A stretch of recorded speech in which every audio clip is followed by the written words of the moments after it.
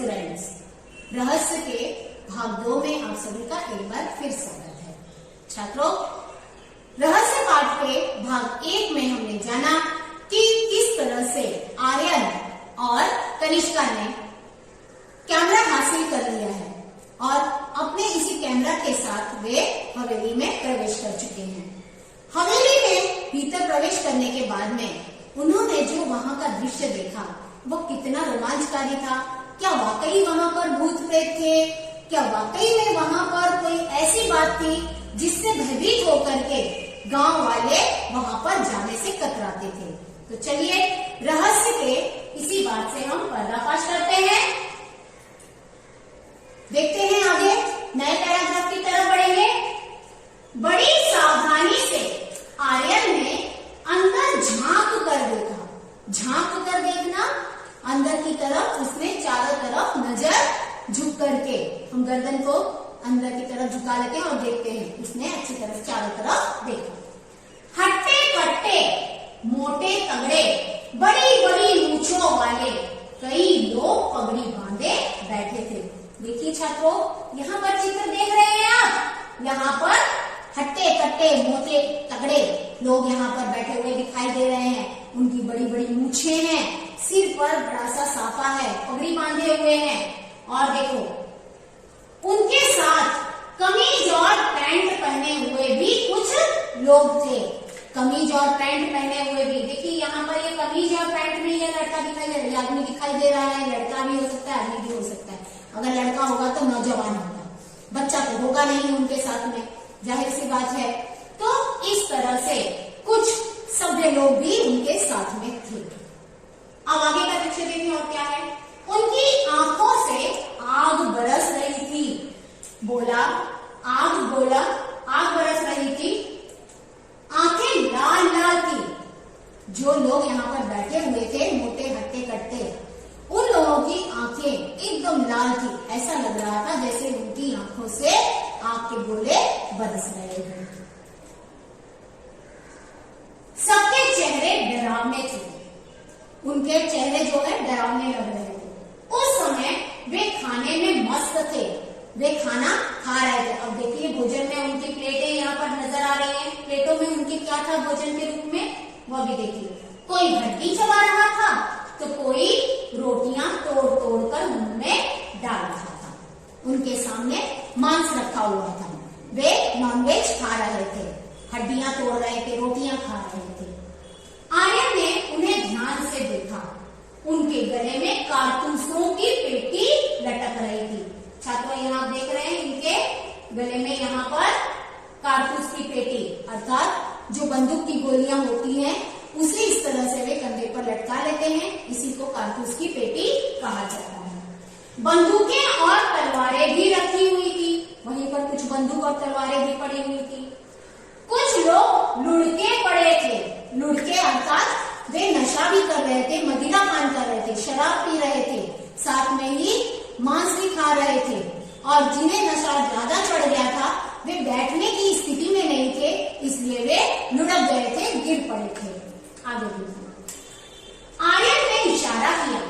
कनिष्का ने बड़ी सावधानी से कैमरा निकाला। आर्यन ने कनिष्का को इशारा किया, संकेत किया कि वह अपना कैमरा निकाल ले और इन लोगों के चित्र ले ले। इस तरह से देखिए, गैस बत्तियों की रोशनी इतनी तेज थी कि बड़ी आसानी से फोटो लिया जा सकता था। छात्रों, गैस बत्ती यह एक प्रकार की लालटेन होती है। यह गांवों में आज भी कुछ जगहों पर है, लेकिन जो गांव बहुत ज्यादा समृद्ध है वहां पर अब गैस बत्ती या लालटेन का उपयोग बहुत ही कम हो गया है। वहां पर बिजली का प्रयोग अधिक होने लगा है। तो जो गैस बत्ती थी उससे जो प्रकाश आ रहा था, उस रोशनी में बड़ी आसानी से कैमरे से तस्वीरें खींची जा सकती थी। बस उसने क्या किया, फटाफट कई फोटो खींचे और वे घर की ओर चल पड़े। आर्यन के इशारा करते ही कनिष्का ने झट से अपना कैमरा निकाल लिया और जल्दी जल्दी उसने तस्वीरें खींची और वहां पर से वे निकल पड़े। अगले दिन सवेरे सवेरे आर्यन ने साइकिल उठाई और नारायणपुर की ओर चल पड़ा। देखिए बच्चों, यहाँ पर आपको साइकिल चलाता हुआ आर्यन नजर आ ही रहा है। वह अगले दिन सवेरे सवेरे जल्दी से उठ करके साइकिल के माध्यम से उसके गांव से बाहर दूसरा एक और गांव है जो थोड़ा और ज्यादा समृद्ध है, नारायणपुर, वहां पर वह तस्वीरों को डेवलप करवाने के लिए निकल पड़ता है। वहां फोटोग्राफर की एक दुकान थी। सभी फोटो तैयार कर शाम तक वह लौट आया। उसने सारी तस्वीरें तैयार करवाई, कैमरे से उसने तस्वीरें खींची थी। तो डिजिटल कैमरे की जो रील थी, उन रील से उसने तस्वीरों को डेवलप करवाया और शाम तक वह घर लौट आता है। अब देखिए, कनिष्का ने अपने पिताजी से कहा। जब तस्वीरें घर आ गई तो कनिष्का ने उन तस्वीरों को लिया हाथ में और वह अपने पिताजी से बोली, अर्थात आर्यन के मामा जी से बात करने लगी। आप कहते हैं भूतों के पैर उल्टे होते हैं। कनिष्का ने बड़े भोलेपन से कहा अपने पिताजी से कि आप कहते हो ना कि भूत जो होते हैं ना उनके पैर उल्टे होते हैं। जैसे बच्चों हमारे पंजे सीधे होते हैं, उंगलियां आगे की तरफ होती है, तो भूतों की उंगलियां जो है पीछे की तरफ होती हैं। ऐसा कनिष्का के पिताजी ने उसे बताया था। उनकी छाया नहीं होती, उनकी छाया यानी जो उनकी परछाई होती वह भी नहीं होती, यह भी कनिष्का के पिता ने समझाया था। उनके फोटो नहीं लिए जा सकते और यह भी कहा था कि उनकी तस्वीरें नहीं खींची जा सकती। लेकिन कल रात हम भूतों के डेरे पर गए थे और वहाँ कुछ फोटो भी ले लिए। देखो, कनिष्का ने बताया अपने पिताजी को कि हम तो कल रात को भूतों के डेरे पर गए और हमने वहाँ पर उनकी फोटो भी ले ली, तस्वीरें खींच ली। देखिए, जरा देखिए, तो उन्होंने फोटो पिताजी को दे दिए। अब देखो, कनिष्का के हाथ से जब फोटो तो ले ली, लेकिन पल भर में ही एक मन उनका ऐसा हुआ कि ये बच्चे इतनी निडरता से वहां पर क्यों गए, जबकि मैंने उन्हें मना किया था, तो वे हवेली की तरफ गए क्यों? उनके मन में यह बात तो आनी ही है। तो आ भी गई। वे परेशान हो उठे। क्यों परेशान हुए? क्योंकि इन्होंने मना किया था कनिष्का को और आर्यन को हवेली की तरफ जाने के लिए, लेकिन दोनों ही फिर भी गए और तस्वीरें भी निकाल कर लाए। इस बात से वे परेशान हो गए थे। उन्हें ऐसा खतरनाक काम पसंद न था। कैसा खतरनाक काम? भूतों की हवेली के पास बच्चे जाएं, इस तरह का खतरनाक काम कनिष्का के पिताजी को पसंद नहीं था। फोटो देखकर उनकी आंखें खुली की खुली रह गई। मुहावरा है बच्चों, आंखें खुली रह जाना अर्थात आश्चर्यचकित हो जाना। वे क्या बोलते हैं? बोले, तो क्या भूत इंसानों जैसे होते हैं? अब देखो, आर्यन के मामा जी के मन में एक सवाल उठा है और वह सवाल वे बच्चों से पूछ रहे हैं, तो क्या भूत इंसानों जैसे दिखाई देते हैं? इंसानों जैसे नहीं, इंसान ही भूत है। देखिए ना, इनके पैर सीधे हैं, इनकी छाया भी है और इनका फोटो भी आ गया। असल में भूत की अफवाह है। कोई हवेली की तरफ न जाए, उनका रहस्य न खुले, इसीलिए उन्होंने भूत होने की अफवाह फैलाई है। यदि लोगों का आना जाना रहता तो ये लोग वहाँ अपना क्रियाकलाप कैसे चलाते? फिर कुछ रुक कर बोला, आप मेरे साथ खाने चलेंगे? मुझे इस मामले में बहुत गड़बड़ लगती है, आर्यन ने कहा। तो देखो, आर्यन ने अपने मामा जी को समझाते हुए क्या बताया कि दरअसल कोई भूत नहीं होता।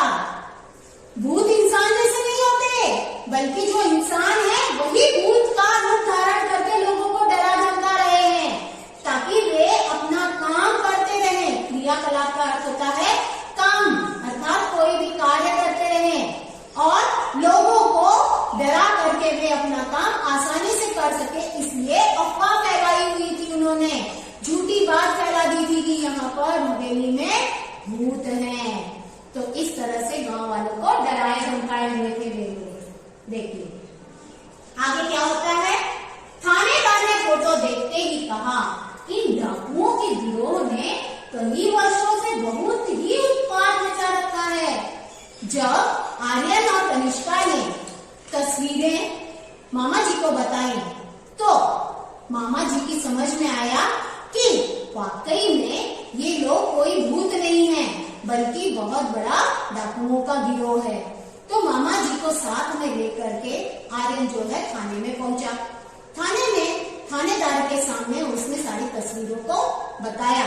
तो उन तस्वीरों को देख करके जो पुलिस थे, तो उन्हें देख करके समझ लिया कि और बताया कि ये डाकुओं का बहुत बड़ा गिरोह है, ये उनका बहुत बड़ा समूह है जो कि काफी वर्षों से लोगों को परेशान कर रहा है, बहुत उपद्रव मचा रहा है, उधम मचा रहा है, लोगों को परेशान कर रहे हैं।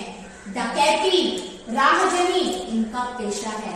डकैती का मतलब होता है लूटपाट करना, और राहजनी का अर्थ होता है जो राह से गुजरने वाले लोग होते हैं, राहगीर होते हैं, उनका सामान जो होता है, उनका रुपया, पैसा, गहने, कपड़े, अच्छी जो चीजें होती, कीमती सामान जो होता है, उन सारी चीजों को लूट लेना, लूटपाट मचाना, यही उनका पेशा अर्थात काम है।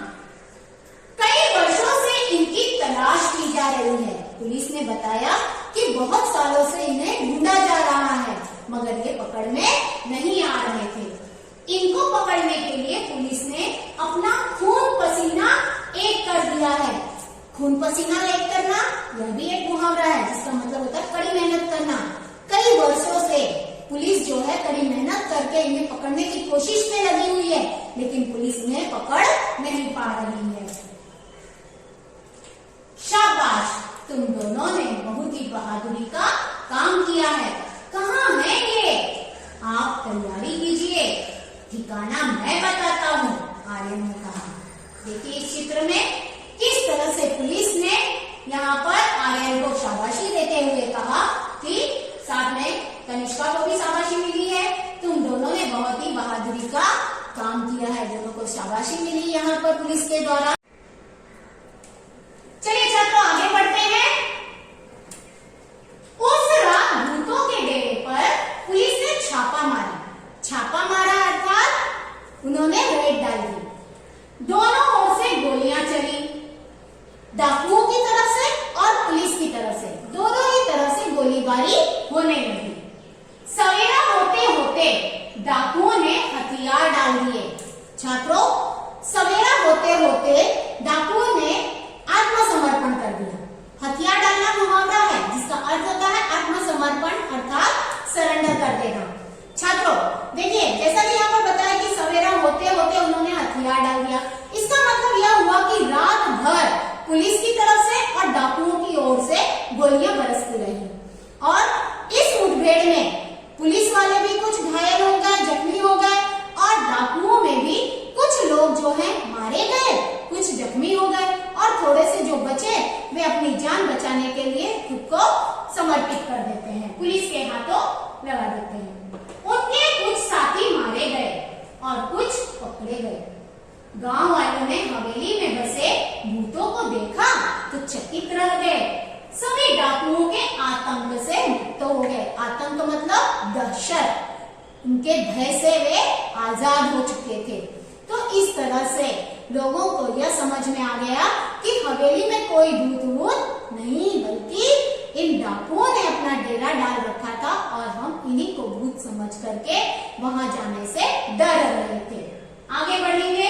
यहाँ पर देखिए बच्चों, छात्रों यहाँ पर चित्र में देख रहे हैं आप किस तरह से ये गांव वाले खड़े हैं, पुलिस है और उनके सामने ये डाकू लोग खड़े हैं। यहाँ पर देखिए पुलिस के सामने डाकुओं ने सरेंडर कर दिया, आत्मसमर्पण कर दिया है। आगे बढ़ते हैं। जिला कलेक्टर ने आर्यन और कनिष्का की बहादुरी के कारण उनके नाम राष्ट्रपति कार्यालय भिजवा दिया। जो जिला कलेक्टर होते हैं, इनका कार्य होता है अपने जिले का पूरी तरह से विकास करना। इसे इंग्लिश में हम डिस्ट्रिक्ट कलेक्टर भी कहते हैं। तो जो जिला कलेक्टर होता है उसका कार्य विकास करना। विकास में क्या क्या होता है, जैसे शिक्षा के कार्य में विकास करना, महिलाओं के अधिकारों को आगे बढ़ाना, समाज से संबंधित सभी प्रकार के जो कार्य होते हैं वे जिला कलेक्टर के अधीन होते हैं। तो जिला कलेक्टर का जो कार्य होता है पूरी तरह से संपूर्ण रूप से विकास करना ही उसका मुख्य कार्य होता है। तो जिला कलेक्टर ने इन दोनों 1975 में भिजवा दिया था। आगे देखिए, आने वाले गणतंत्र दिवस पर महामहिम राष्ट्रपति के हाथों उनको वीरता पुरस्कार से सम्मानित किया जाने वाला है।